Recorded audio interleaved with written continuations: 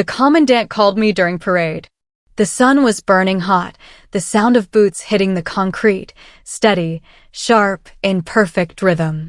It was just another day of discipline and duty, until I saw him walking straight toward me, face pale, eyes heavy. His voice was calm, too calm. The kind that makes your stomach tighten before your brain even knows why. "Lieutenant Carter," he said quietly, "your father, Admiral Morgan, is dying. He wants to see you." My heart stuttered. My father? I actually laughed, a dry, nervous laugh that didn't sound like me. "Sir, I'm an orphan. My parents died a long time ago." He didn't argue. He didn't explain. He just looked at me with something in his eyes, pity, maybe, and said, "Please, just come now." Everything around me froze. The marching stopped. The world went silent. It's strange how a few words can hit harder than any bullet. Because right then, I felt something deep inside me crack open, like a locked door I'd buried years ago had just been kicked off its hinges. I didn't know what to feel.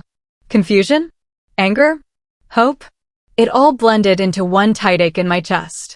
And when I finally walked into that mansion hours later, the air felt heavy, like the walls were holding secrets I wasn't supposed to know.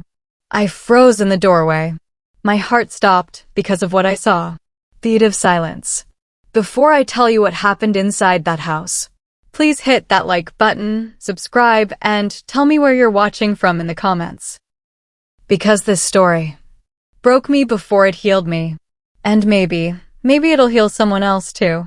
I grew up believing I came from nowhere. No family, no bloodline, just a last name the state gave me and a uniform I built my life around. The record said both my parents died when I was 4. A car crash on some rainy night in Norfolk. No bodies, no photos.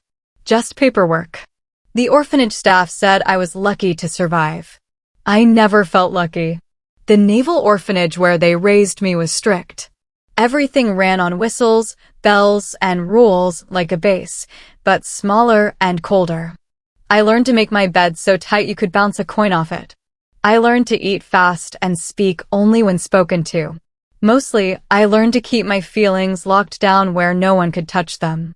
I remember watching other kids leave, one by one, adopted into families who looked at them like they were some miracle. I waited my turn for years until I realized mine wasn't coming. After that, I stopped hoping. My only keepsake was a small silver locket. No picture inside, just an empty frame and a faint engraving on the back, E.G.M. I used to run my thumb over those letters every night, wondering if they meant something or if they were just a manufacturer's mark. By the time I turned 18, I'd had enough of waiting for belonging to find me. So I enlisted. The Navy became my family. Orders replaced love. Structure replaced comfort. And it worked, at least. That's what I told myself. SEAL training was hell. Cold water, screaming instructors, sleep deprivation that made the world blur at the edges. But pain was simple. Pain didn't lie or leave you. It was honest, and I could trust honest things. Every time I pushed through another drill, another mission, I told myself, this is who I am now. They called me Ice Carter because I never broke, never flinched. I earned respect the hard way by never showing weakness. But deep down, I knew it wasn't strength. It was armor. Armor I'd been building since that night my parents supposedly died. Sometimes, though, when the base went quiet, I'd dream. Always the same one. A shadow of a man standing by my bed, saluting me. I could never see his face, just the outline of a uniform and a hand lifted to his brow. When I tried to step closer, I'd wake up, heart pounding, chest aching like I'd just lost something all over again. People think soldiers are fearless. They're wrong. We just learn to fear different things. Not bullets or bombs, those are easy. We fear memories. The kind that show up when the noise dies down. I used to sit alone in the mess hall after everyone else left, staring at my reflection in the window, thinking how strange it was that you could spend a whole life surrounded by people and still feel like a ghost. Every promotion, every medal, Every mission completed, I thought it would fill the emptiness. But it didn't. The more I achieved, the hollower it felt. Like I was climbing a ladder that didn't lean on anything. And maybe that's why the Commandant's call hit so hard. Because somewhere deep down, beneath the layers of discipline and denial, there was still a little girl waiting for someone to claim her. I didn't admit that to anyone. Not my team. Not myself. But as I stood there on that parade ground, staring at the horizon, I realized I wasn't just heading toward a dying admiral. I was heading straight into the one mission I'd spent my whole life avoiding, the truth. That night, I couldn't sleep. I'd spent most of my career running on exhaustion, missions, drills, deployments, but this was different. This was the kind of restless that comes from a thought you can't silence. The Commandant's words kept replaying in my head like a broken radio signal. Your father, Admiral Morgan, is dying. He wants to see you. Admiral Morgan. The name kept echoing. Heavy. Familiar. Almost intimate. I told myself it was a mistake. There are hundreds of Morgans in the service. Maybe a paperwork error. Maybe a prank, though no one in uniform would ever joke about a dying man. Still, I tried to convince myself it was nothing. But somewhere between midnight and dawn, the doubts started to bite. What if it wasn't a mistake? What if that name, Morgan, was the same one engraved on the back of my locket? I sat up in bed, the room lit only by the thin glow of the base's security lights leaking through the blinds. My uniform jacket hung neatly on the chair beside me, metals polished, everything in order. Except me.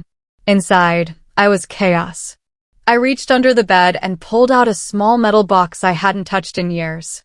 It was dented on one side from the time I'd kicked it across the floor after a nightmare. Inside were fragments of a life I barely remembered, an old photo of me in pigtails at the orphanage, a hospital bracelet so small it could fit around my thumb, and that locket. But there was something else, something I'd never really looked at before. A faded hospital tag with the initials EGM. I always assumed the letters stood for Elena Grace Morgan, because that's what the orphanage file once said. But the tag had another name smudged under it, Naval Medical Center, Portsmouth, VA. I turned it over in my hand, my pulse quickening. Portsmouth. That's where Admiral Morgan was stationed before he retired. My throat went dry. I told myself it was a coincidence. It had to be. But the way the universe sometimes aligns things just to break your composure, it was too perfect, too cruel. I sat there, staring at the locket and the tag, feeling like the room was shrinking. The hum of the air conditioner, the ticking clock on the wall, even the faint sound of waves from the coast, it all started to fade into a single sound, my heartbeat. Thump. Thump. The sound of something waking up inside me. Something that had been sleeping for years. I walked to the mirror and looked at myself. The uniformed woman staring back looked calm and control. But my eyes, they were the same eyes I'd seen once in a photo of a man in dress whites, holding a baby. The same gray-blue color. The same stubborn light. I remembered that photo clearly now. I'd found it in the orphanage donation box when I was 13. I used to think I kept it because of the uniform, because he looked like the kind of man I wanted to become. But maybe, just maybe, I'd kept it because somewhere deep down I recognized him. I sat back down and pressed the locket to my chest. The metal was cold, grounding. And that's when I realized something that made my stomach twist.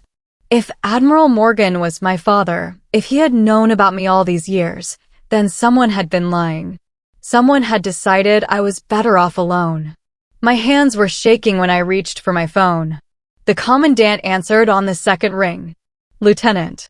His voice was low, cautious. Sir, I said, trying to keep my tone steady. You said Admiral Morgan asked for me by name? He did. Are you sure? There's no mistake. He hesitated, then added softly, he said you'd say that. I stared at the wall, the paint peeling slightly at the edges.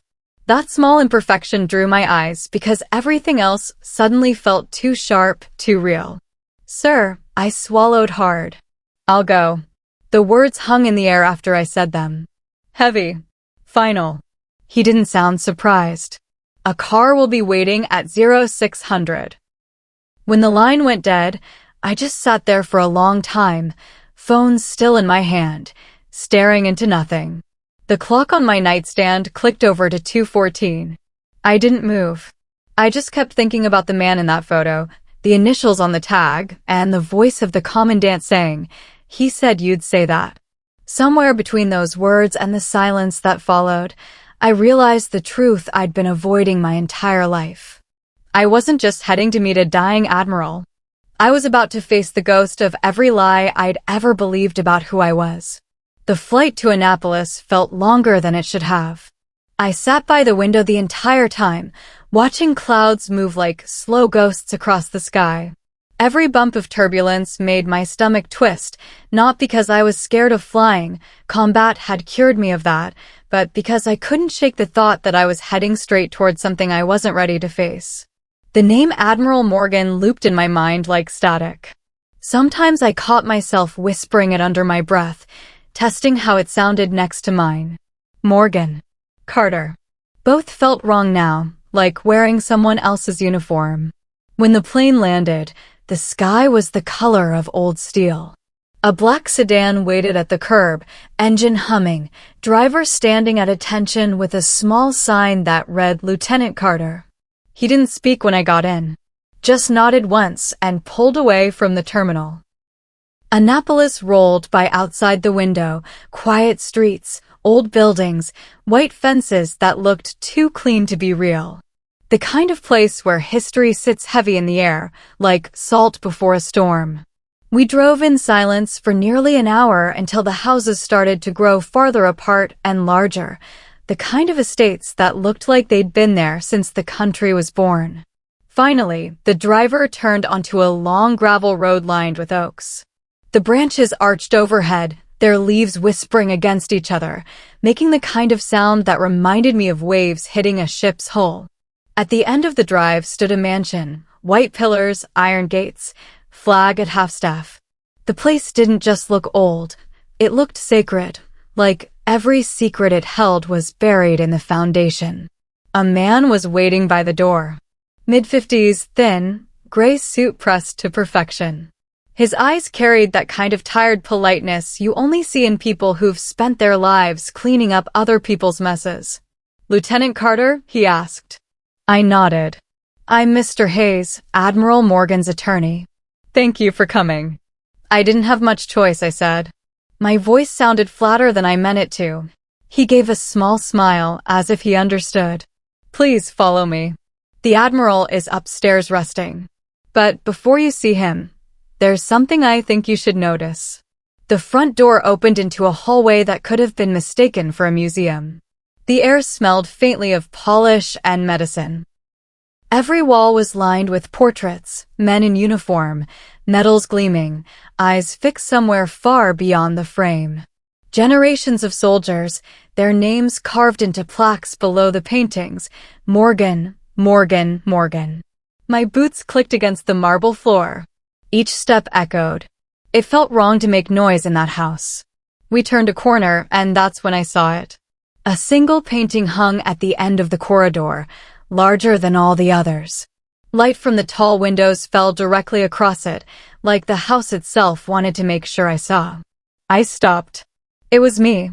Not a lookalike, not some imagined version. Me, in full dress uniform, ribbons perfectly arranged, expression caught somewhere between pride and exhaustion. The brushstrokes were precise, deliberate, almost reverent. It looked painted from a photograph, maybe one taken after my last deployment. My throat went dry. "Who did this?" I asked quietly. Hayes hesitated before answering. "The Admiral painted it himself." I turned toward him. "He painted me?" "Yes," he said. He said it helped him feel close to his daughter. The words hit me harder than any blast I'd ever stood near. For a second, I couldn't breathe. I just stood there, staring at my own face on that canvas, realizing that someone I'd never met had been studying every detail of me. I stepped closer. The closer I got, the stranger it felt. He'd captured the scar above my eyebrow, The one from training. The faint curve of my mouth, even the way I held tension in my shoulders. He'd seen all of it. He'd noticed all of it. How long has that been there? I asked.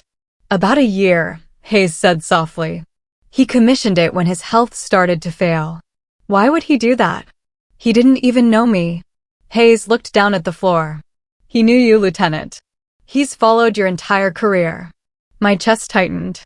Followed how? Official reports, news clippings, public records. Every mission. Every commendation. He kept everything. I wanted to say that was impossible, that it sounded like obsession, not love. But the words wouldn't come out. Instead, I just looked back at the painting, and for the first time, I noticed the background. Behind the figure of me was another shadow, a man in uniform, half-faded, saluting. Almost invisible unless you knew to look. I swallowed hard. He painted himself into it, didn't he? Hayes nodded once. The air in the room grew heavier, pressing against my lungs. This way, Hayes said gently. We climbed the staircase. The carpet was thick, muffling our steps. Family photographs lined the wall, Admiral Morgan shaking hands with presidents, standing beside submarines, speaking at ceremonies. A life of service, a life of command. But in every picture, there was something missing. No wife. No child. No family. Just him. The kind of man who gave everything to his duty and nothing to his home. Maybe that was the price of being a legend. Or maybe it was just an excuse. At the top of the stairs, we stopped outside a closed door. Hayes turned the handle slowly, and a faint sound drifted out, the rhythmic hiss of oxygen, the beeping of monitors. He's awake, Hayes said. But he's not the man you've seen in those portraits. Time's taken most of him. I nodded, though my throat was too tight for words. As he opened the door wider, I caught a glimpse of the room beyond. Dark wood furniture, sunlight spilling through half-drawn curtains, and a bed surrounded by medical equipment. And on that bed, a man with silver hair and eyes sharp as steel, even through the haze of illness. Admiral Robert Morgan. The man who might be my father. The man who, according to everything I'd ever been told, was supposed to be dead right alongside my mother. I stood in the doorway, my heartbeat loud in my ears. The ghost of that painting burned behind my eyes. I'd walked into a house full of history, but what I felt most was betrayal, like every truth I'd built my life on was suddenly under investigation. And for the first time since that call, I realized the one thing I feared even more than the Admiral's answers was that he might tell me nothing at all. The room smelled like antiseptic and old memories. The kind of air that sits heavy in your lungs, the kind that makes you remember things you never lived through. I stood just inside the doorway, every instinct in me screaming to leave. But I didn't. I couldn't. He was smaller than I imagined, thin under the hospital sheets, face pale, but still carved with the same strength I'd seen in the portraits downstairs. His hair was silver, his skin lined and worn, but his eyes. God, those eyes. Sharp. Focused. The kind of eyes that could still cut through you even when the body they belonged to had already surrendered. He turned his head slowly, the effort almost too much, and looked straight at me. For a moment, no one breathed. Then, in a voice rough with age and something else I couldn't name, he said, "You have your mother's eyes."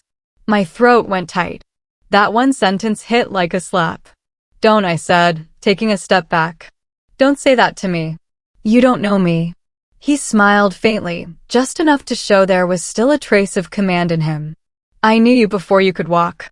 The words punched a hole straight through my chest. I could feel the burn of anger rising, slow, controlled, but real. "You were safe for not knowing," he added quietly. "Safe?" The word came out sharp, bitter. "You call that safe?" I grew up believing no one wanted me. You watched while I had nothing. No family, no home, nothing. The monitor beside his bed beeped faster. His eyes flickered closed for a second, like he was trying to catch a breath that kept slipping away.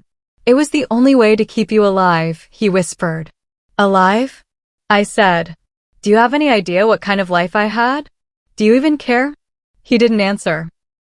His hand trembled slightly as he reached for the glass of water on the bedside table. I didn't move to help him. Some part of me wanted to, but the rest, the bigger part, wanted him to struggle. Maybe that made me cruel. Maybe it made me human. They told me you were dead, I said after a moment. They said both my parents died. You let me believe that. I had to, he said. After your mother was gone, the threats were real. They were coming for you. And hiding me was the answer? I snapped. You buried me. You let me grow up thinking I didn't matter. You call that protection. He coughed, the sound tearing through the silence. When he looked at me again, his eyes were wet. Not with weakness, regret. If I'd brought you back, he said, voice trembling, you would have been a target. I made the choice no father should have to make. I folded my arms, trying to hold myself together. You made the choice for both of us.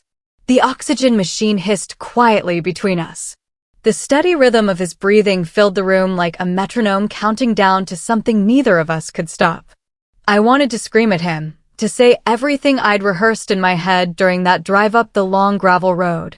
But looking at him now, frail and fading, the anger didn't come out the way I expected. It came out softer, almost like sorrow. You don't get to do this, I said finally. You don't get to disappear, then show up when it's convenient and pretend it was love. I never stopped watching you, he said. Every promotion, every mission. I was there, even if you didn't see me. Watching isn't the same as being there, I said quietly. You could have reached out. You could have tried. He opened his mouth, but no sound came. His fingers clenched weakly in the blanket, then relaxed again. For a long minute, the only thing between us was the hum of the machines and the smell of lavender from the nurse's diffuser. I turned to go, but his voice stopped me. Elena.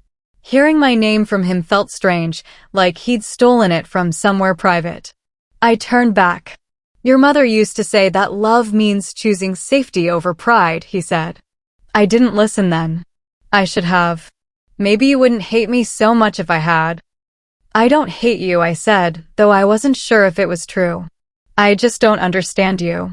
He smiled again, but it was weaker now. You will. Don't assume that, I said. It's not an assumption, he murmured. It's a hope. He sank back into the pillows, eyes fluttering closed, and for a second, I thought he'd fallen asleep. I took a step closer, then stopped. I could hear the faint rasp of his breathing, steady but fragile. A nurse slipped quietly into the room, adjusted the four, and gave me a small nod as if to say he needed rest. I didn't move.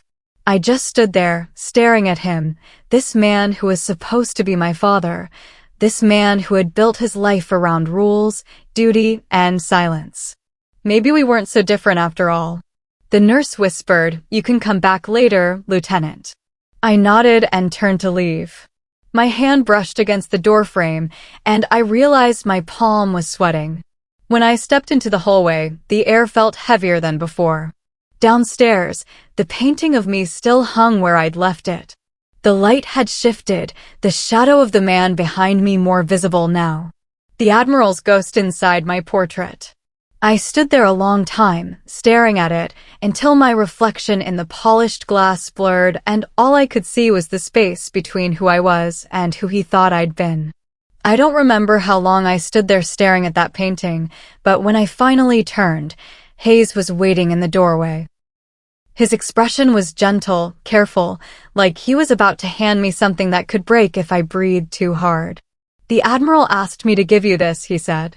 In his hand was a small, sealed envelope. The paper was aged, slightly yellow at the corners, the seal cracked but still intact. My name, Elena Grace Carter, was written in ink that had started to fade, but underneath it, there was another name, scratched out just faintly enough to read. Morgan. My heart stalled. When did he write this? Over the years, Hayes said quietly. He kept rewriting it, trying to find the right words, I think. But this was the last one. I took it from him. The paper felt heavier than it should have, like it carried more than words. Hayes didn't move.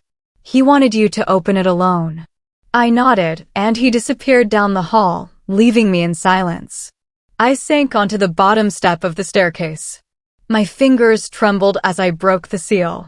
Inside were 3 things. The first, a birth certificate. Elena Grace Morgan. My breath caught. I ran my thumb over the embossed Navy crest at the bottom, official, undeniable. Born at Naval Medical Center, Portsmouth, Virginia. Mother, Commander Evelyn Grant Morgan. Father, Admiral Robert James Morgan. Every line of it said what I'd spent my entire life denying. I wasn't just a soldier's daughter. I was his daughter. The second, a photograph. Faded, edges curling. A young woman in full navy whites, holding a baby wrapped in a soft white blanket. Her smile was calm, sure. There was something radiant in her eyes, like she already knew the world could fall apart and she'd still be standing. The baby's hand reached for her collar, the other curled into a tiny fist. My throat tightened. Even after all these years, I knew that face. I'd seen it once, blurry, in an old yearbook from the Academy Library, a photo I'd stopped at without knowing why. Evelyn Grant. My mother. I stared at the baby in her arms. Me. I pressed the photo to my chest, then forced myself to look at the last thing in the envelope, a handwritten letter. The ink was uneven, the handwriting neat but shaking. The first line read, "My dearest Elena, if you're reading this, it means I never got the chance to explain face to face. You deserve the truth, even if it hurts. Your mother and I were targeted after a mission we shouldn't have survived. It wasn't just politics, it was personal. We crossed people who wanted revenge, and they found a way to get close.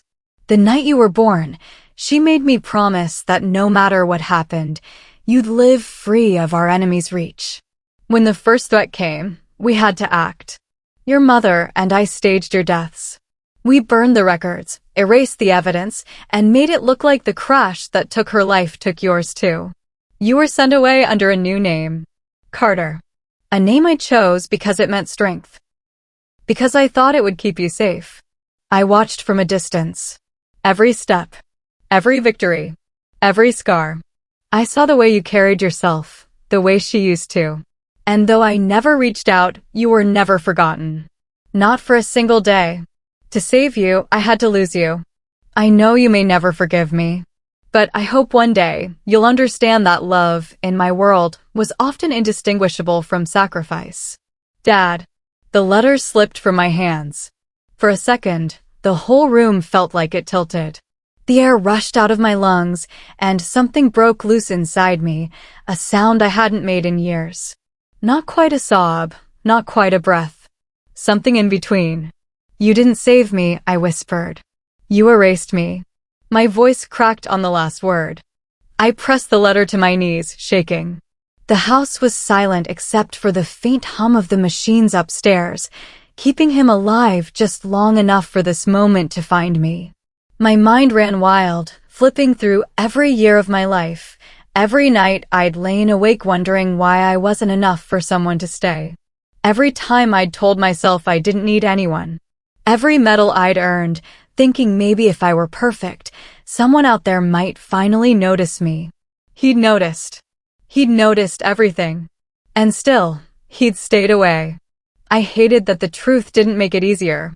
It didn't erase the loneliness or the years of silence. It just gave the pain a name, and now that it had one, it felt sharper. My mother had died to protect me. My father had buried me to keep me safe. And somewhere in between, the little girl I'd been had stopped believing in love altogether. I looked down at the photo again, her smile, the baby's small hand resting against her uniform. She looked proud, brave. Like she'd known her time would be short and had loved harder because of it. I tried to imagine what it must have cost them, to give up their child, to fake their deaths, to live in the shadows of their own choices. But imagining didn't dull the ache. It made it worse. I wiped my eyes, furious at the tears. I was a SEAL. I'd seen men die in my arms and never cried. But here I was, unraveling over a piece of paper and a name that had always belonged to me. I folded the letter carefully and placed it back in the envelope, then stared out the window at the gray sky. The first drops of rain were starting to fall, slow, deliberate, almost cleansing. I should have felt grateful. I should have felt something like relief. Instead, all I felt was betrayal dressed as love. Because now I knew the truth. My father didn't just hide me from danger. He hid me from himself. And that somehow hurt more than anything any enemy could have done. I should have left. I told myself I would, grab my things, walk out that door, and never look back. But something in that house refused to let me go. It wasn't just the weight of the truth sitting in my chest, or the sound of rain tapping against the windows. It was him. The ghost of him everywhere. His voice still echoed faintly down the hall, the way it did when he said, "You were safer not knowing." I walked without meaning to, my steps pulling me deeper into the mansion. The corridors seemed endless. The air felt thick, like it was holding its breath with me. Then I saw a door at the far end, slightly open. The study. I pushed it open, and the scent of old paper, cedar, and dust filled my lungs. The room was dim, lit only by a single desk lamp that burned low beside a worn leather chair. Every wall was lined with shelves, rows and rows of binders, files, and journals. It wasn't just a study. It was a shrine. I stepped closer to the desk. On top of it were stacks of folders, each marked with black ink. My name was written on nearly every one. Carter, EGM. I froze. My hand trembled as I reached for the top folder.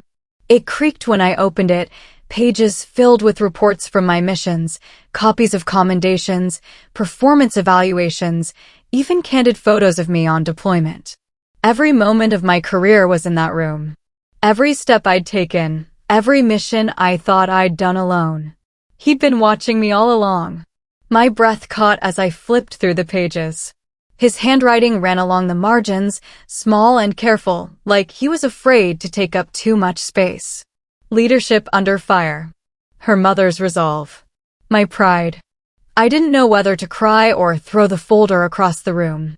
My throat burned. I shut my eyes, but the words stayed there, etched behind my eyelids. I kept going, opening one folder after another. Some had newspaper clippings, others had mission photos or news headlines about my unit.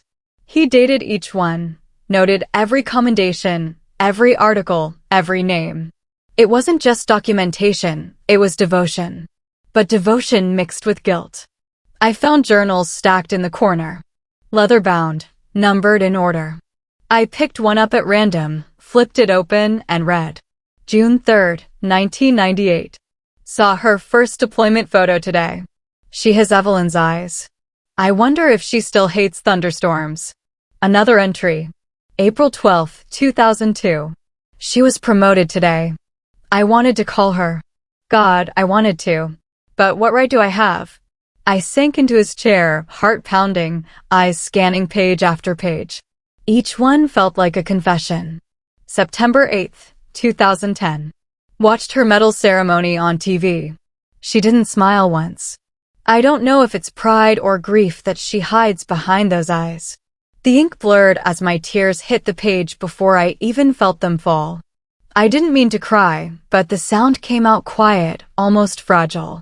It had been years since I'd cried like that, without control, without permission. The more I read, the more I felt the anger start to shift. It didn't disappear, but it changed shape. It wasn't sharp anymore. It was heavy. Compassion, sorrow, whatever it was, it sat in my chest like a stone I couldn't set down. I turned toward a wooden cabinet in the corner. Its doors were slightly ajar. Inside were dozens of envelopes bundled with twine. I pulled one free, the paper brittle with age. Each envelope had my name written on it. I tore one open. July 15th, 1995. Elena, I saw your name on the recruit list today. I shouldn't feel proud, but I do. I hope they teach you what I couldn't. I hope they give you what I took away. Another one. December 24th, 2008. Merry Christmas, my girl. I wonder if you still hum when you can't sleep. I used to sit outside your door listening to you do it. You were too. It was the only time the world felt safe. I opened another. March 2nd, 2015. I almost called today.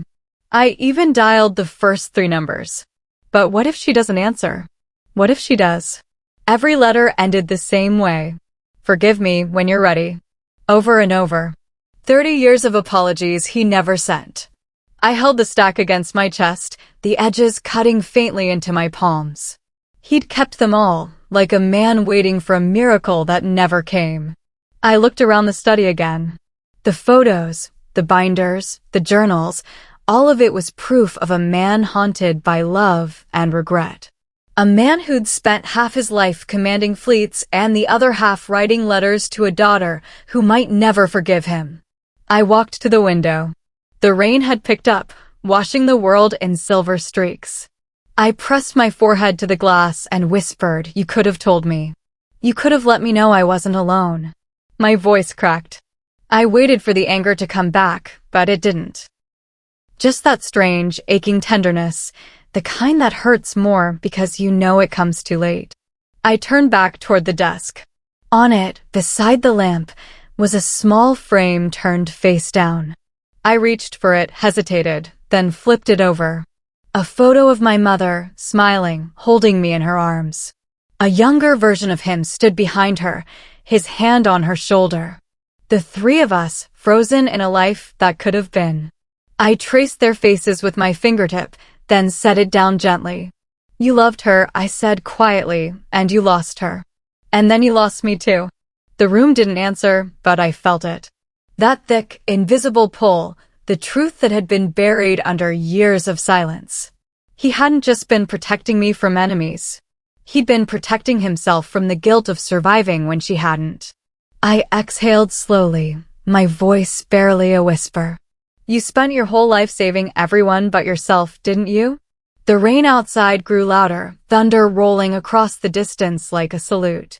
And standing there, surrounded by his ghosts and his guilt preserved in ink, I felt something unexpected. Not forgiveness. Not yet. But understanding, the quiet kind that seeps in when the shouting stops.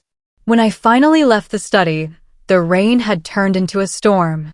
Thunder rolled low across the hills, echoing through the mansion's halls like a heartbeat too big for its walls. The air felt different, thicker, heavier. Like the house itself knew something was about to end. I found myself standing outside his door again. The same one I'd stood before hours earlier, full of anger and disbelief. Only now, there was something else in me. Something quieter. I pushed the door open slowly. The light inside was dim, golden, almost sacred. A nurse sat in the corner, head bowed, her face tired but kind. She looked up, then rose and slipped out without a word. He was still there in that same bed, but smaller now. The oxygen mask covered half his face, his chest rising in shallow, uncertain waves. His hands rested on top of the blanket, veins visible, knuckles pale. I stood at the foot of the bed, the sound of machines filling the silence. Every beep, every hiss, felt like time running out. "Admiral Morgan," I said softly, but he didn't move. I stepped closer. "Robert," I tried, and his eyes fluttered open at the sound of his name. He looked at me for a long time, and for the first time since I'd met him, I didn't see rank. I didn't see command or duty. I saw a man who'd been broken in half by his own choices and was still trying to stand. I sat beside the bed, close enough to hear the rasp of his breathing. "You left me with nothing," I said quietly. His gaze drifted toward me. He smiled faintly, that same, small, stubborn smile he'd probably given to everyone who'd ever questioned him. "I left you with your life." My eyes burned. That wasn't enough. He shook his head, just barely. "It had to be. You could have told me," I whispered. "You could have found a way." "I wanted to," he said, each word a slow breath. "But how do you explain to a child that the only way to love her is to disappear?"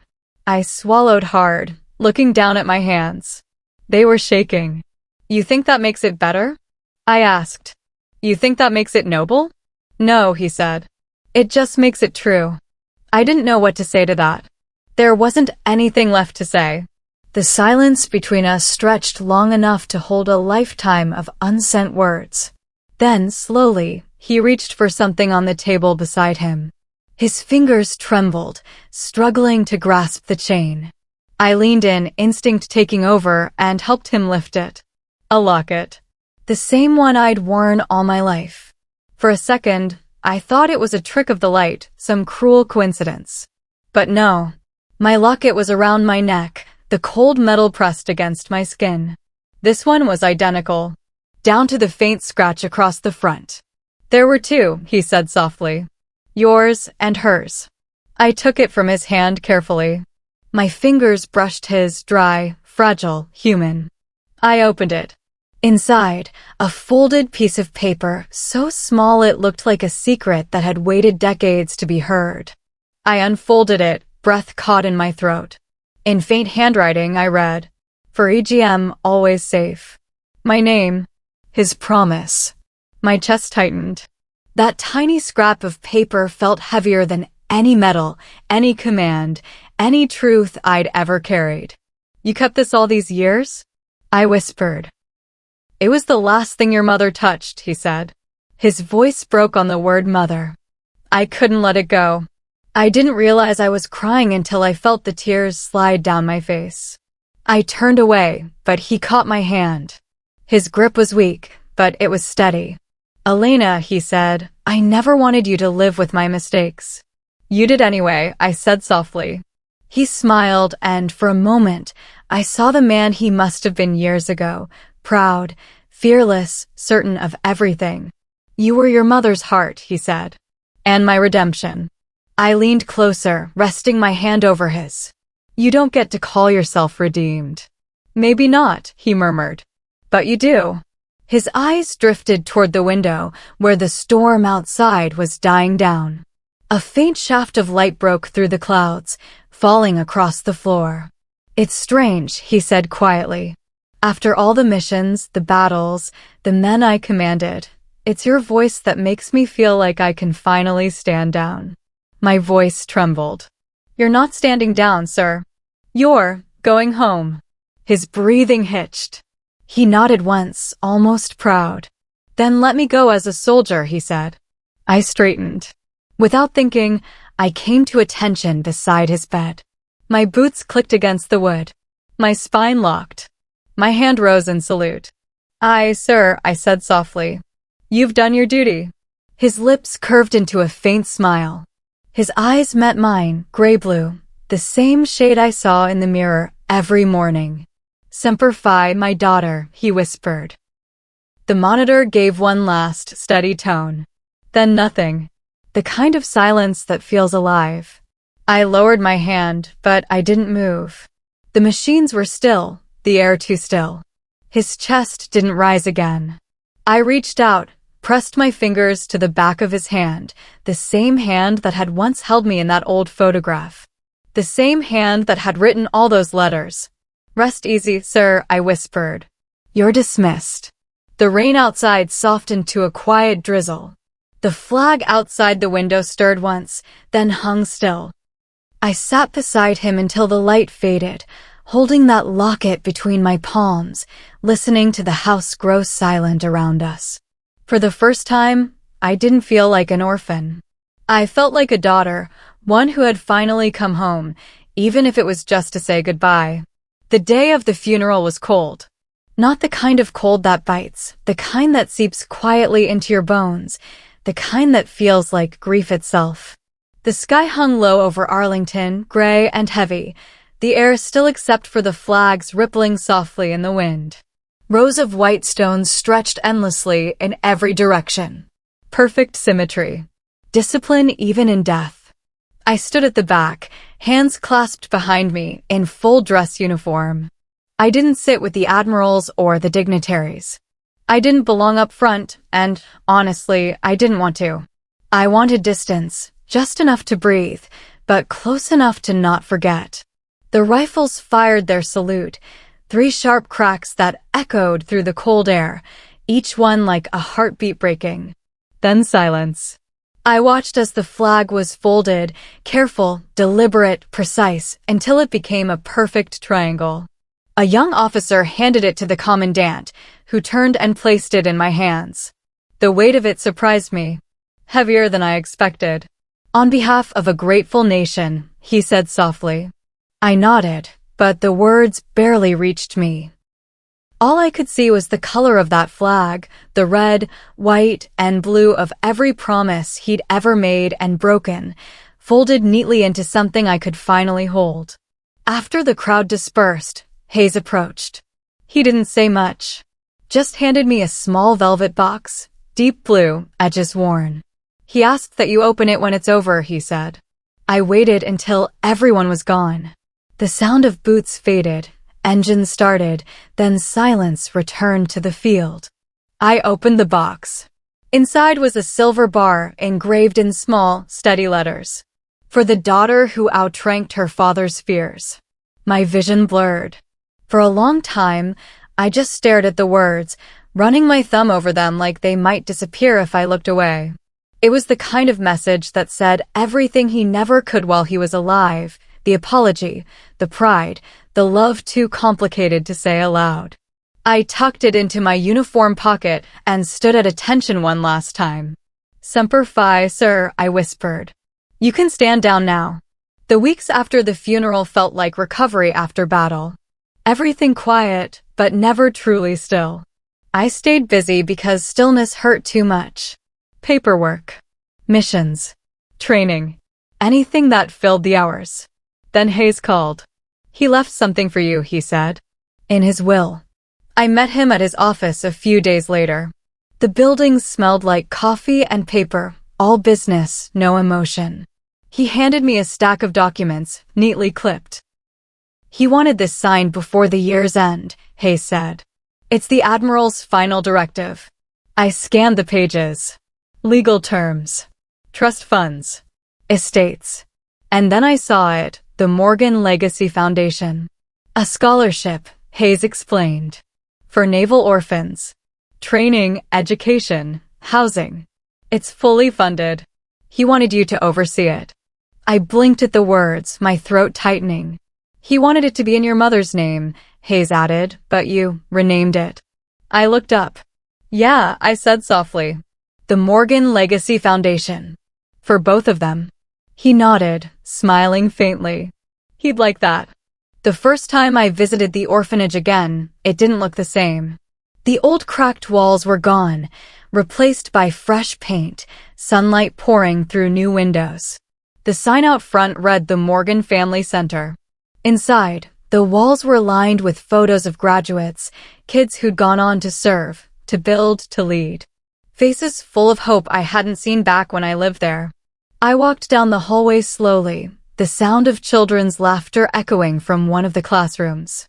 It was soft and bright, the kind of sound that used to ache to hear, but now it didn't. Now it felt, right? I stepped into one of the rooms. A group of kids sat around a table, drawing with crayons. American flags, ships, stars. The teacher noticed me in uniform and smiled. Everyone, she said, this is Commander Carter. A little girl at the back looked up, eyes wide. She couldn't have been more than 7. She stared for a long time, then lifted her hand like she was afraid she wasn't allowed to ask what she wanted to. Are you a real SEAL? She said finally. I smiled. I am. Her eyes lit up. Even though you're a girl? I crouched down beside her. Especially because I'm a girl. She grinned, missing one front tooth, and showed me her drawing, a stick figure in uniform, standing in front of a flag. Above it, she'd written, "Brave like Mom."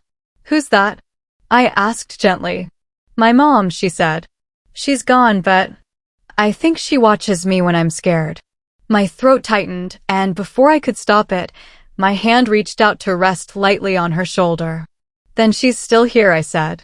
She nodded, serious in that way only children can be. You're gonna be a SEAL too? I asked. She straightened her back, proud. Someday. I smiled. I believe you. That night, I stayed after everyone left. The halls were quiet again, just like they'd been when I was a child, except now the silence didn't hurt. It felt full, like the walls were breathing again. I walked into the main office where the new plaque hung. The Morgan Legacy Foundation. For the ones who are never chosen, you are. I traced the engraved letters with my fingertips, feeling every ridge, every curve. Then I placed my father's silver bar just beneath it, the one engraved with his final words. For the daughter who outranked her father's fears. I stepped back, and for the first time, it felt like closure. Not the easy kind, but the kind that settles deep in your bones, quiet, permanent, true. I thought about my mother's smile in that photograph, my father's letters in the study, the life they'd built in secret just to give me one in the open. And I realized that maybe love wasn't about being there from the start. Maybe it was about leaving behind something that outlived your mistakes. I turned off the light, the reflection of the plaque catching the last glow from the hallway. Semper Fi, Dad, I whispered. Mission complete. Then I walked out into the night, the air cold, the stars sharp and alive above me, and for the first time in my life, the word home didn't feel like a lie. Late afternoon light stretched long across the headstones, gold and quiet. The air at Arlington always carried that strange stillness, the kind that made you lower your voice even when you were alone. Maybe it was respect. Maybe it was the ghosts. I walked the same gravel path I'd stood on weeks before, the wind brushing against my uniform, carrying the faint smell of rain and cut grass. The ceremony flags fluttered gently in the distance, the sound soft as breath. His grave sat near the edge of the hill, simple, clean, his name carved deep into the stone. Admiral Robert James Morgan. Devoted officer. Beloved father. I knelt beside it. The ground was cool beneath my hand. The sunlight caught on the edge of the stone, making the letters shimmer like they were alive. I reached into my jacket and took out the 2 dog tags I'd kept on separate chains all these years, mine and his. The metal clinked softly in my palm. My life and his, side by side at last. I held them together in my fist, the edges pressing into my skin. You once hid me to protect me, I said quietly. But now, I carry your name openly. My voice caught on the word name.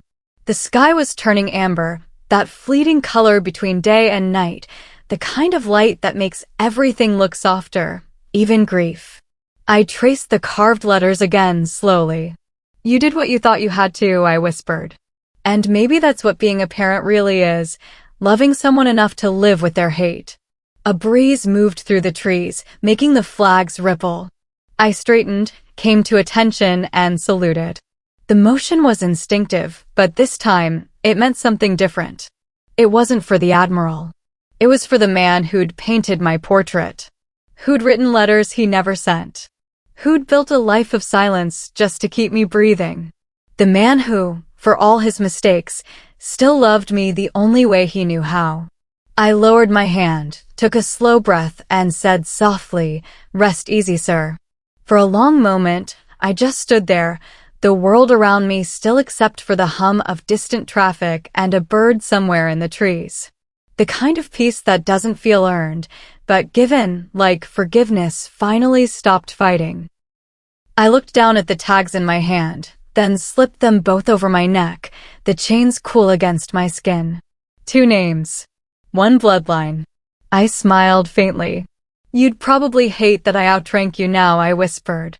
The wind answered with a soft laugh of its own, or maybe it was just my imagination, trying to hold on to one last sound of him. I turned to leave, and as I did, I glanced back once more. The sun caught the marble just right, casting a glow that made the stone look almost alive. And in that light, I heard it again, the echo of the moment that started it all.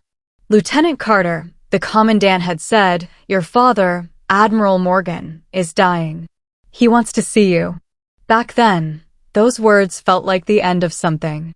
But standing here now, I understood. They were the beginning. I took one last breath, let the memory wash over me, and whispered, "The Commandant called me during parade, and that call changed everything.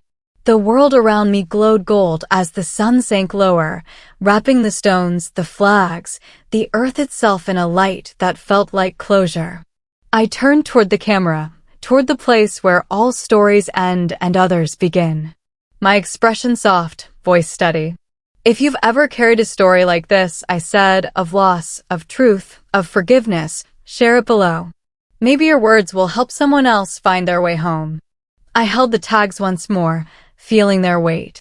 Then I let them fall against my chest, the sound faint, like a heartbeat. And as I walked away, the last light of day followed me, not as a goodbye, but as something that finally felt like peace.